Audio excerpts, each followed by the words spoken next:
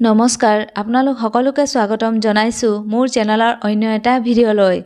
আজিৰ ভিডিঅ'টোত লৈ আহিছোঁ মই সমাজ বিজ্ঞান আৰু ভূগোলৰ বিষয়ত কেইটামান অতি গুৰুত্বপূৰ্ণ প্ৰশ্ন উত্তৰ। গতিকে বলকচোন ভিডিঅ'টো আৰম্ভ কৰোঁ। প্ৰথম প্ৰশ্নটো হৈছে অৰুণোদয়ৰ প্ৰথম সম্পাদক কোন আছিল? অপশ্যন ক গুণাভিৰাম বৰুৱা, অপশ্যন খ চন্দ্ৰকুমাৰ আগৰৱালা, অপশ্যন গ দেৱীচৰণ বৰুৱা এণ্ড অপশ্যন ঘ কনকলতা বৰুৱা। উত্তৰটো হৈছে অপশ্যন খ চন্দ্ৰকুমাৰ আগৰৱালা আছিল অৰুণোদয়ৰ প্ৰথম সম্পাদক। ২ নম্বৰ প্ৰশ্নটো হৈছে অসমত কোনছোৱা সময়ক কোম্পানী ৰাজ বুলি জনা যায়? অপশ্যন ক ১৮২৬ পৰা ১৮৫৮, অপশ্যন খ ১৮২৪ পৰা ১৮২৬, অপশ্যন গ ১৮২২ পৰা ১৮২৪ এণ্ড অপশ্যন ঘ ১৮৯০ পৰা ১৮৯২। উত্তৰটো হৈছে অপশ্যন ক ১৮২৬ পৰা ১৮৫৮ সময়ছোৱাক কোম্পানী ৰাজ বুলি জনা যায়।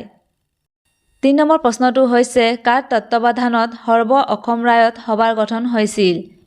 অপশ্যন ক মাণিক চন্দ্ৰ বৰুৱাৰ, অপশ্যন খ ৰাজা প্ৰভাত চন্দ্ৰ বৰুৱাৰ, অপশ্যন গ বাৰীন্দ্ৰ ঘোষ এণ্ড অপশ্যন ঘ নবীন চন্দ্ৰ বৰদলৈৰ।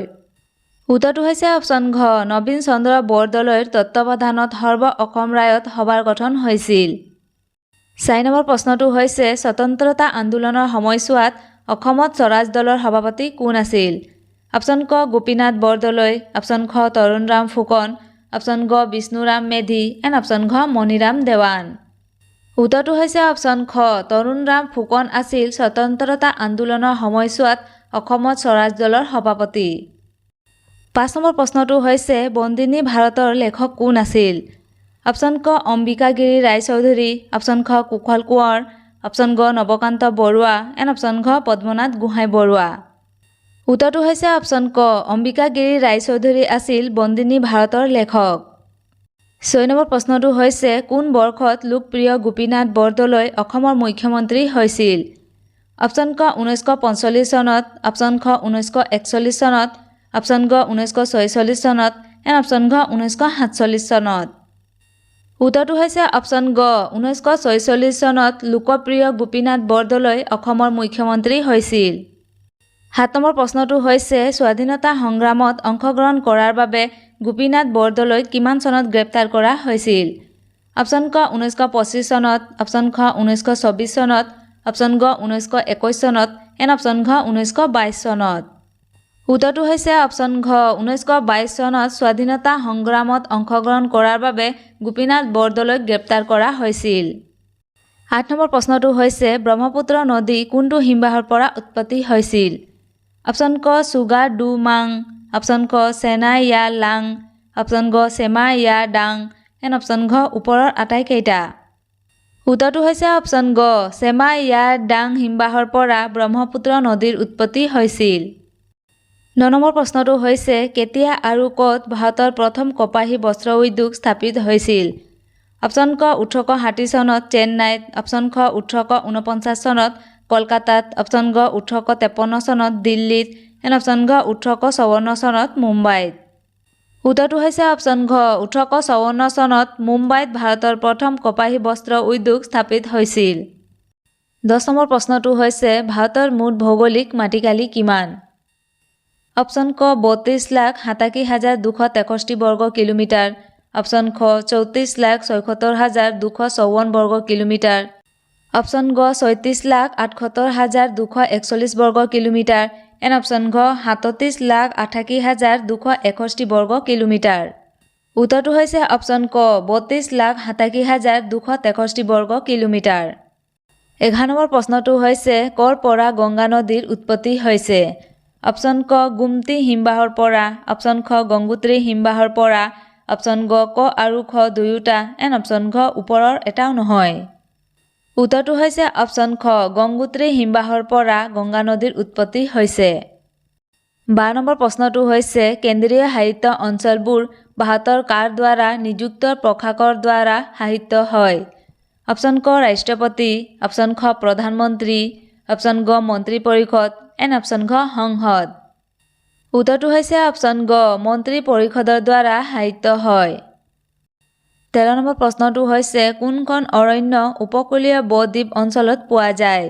অপশ্যন ক ডেনমাৰ্ক, অপশ্যন খ গ্ৰোভ, অপশ্যন গ মেনগ্ৰোভ এণ্ড অপশ্যন ঘ ওপৰৰ এটাও নহয়।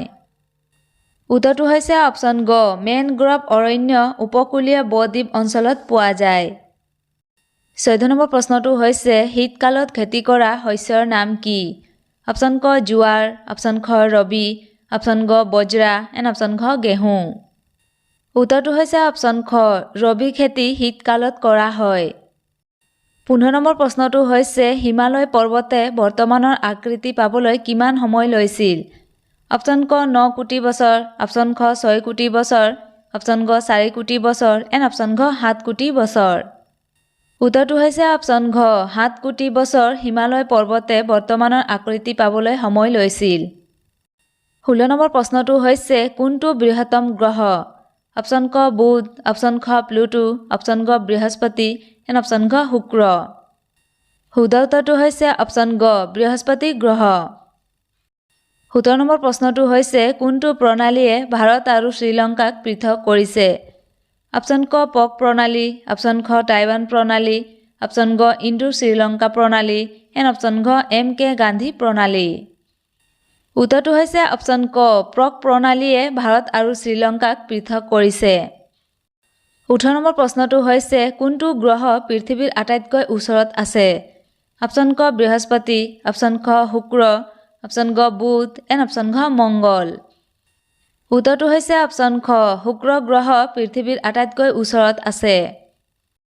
19 নম্বৰ প্ৰশ্নটো হৈছে আকাশৰ সবাতোকৈ উজ্জ্বল তৰা কোনটো?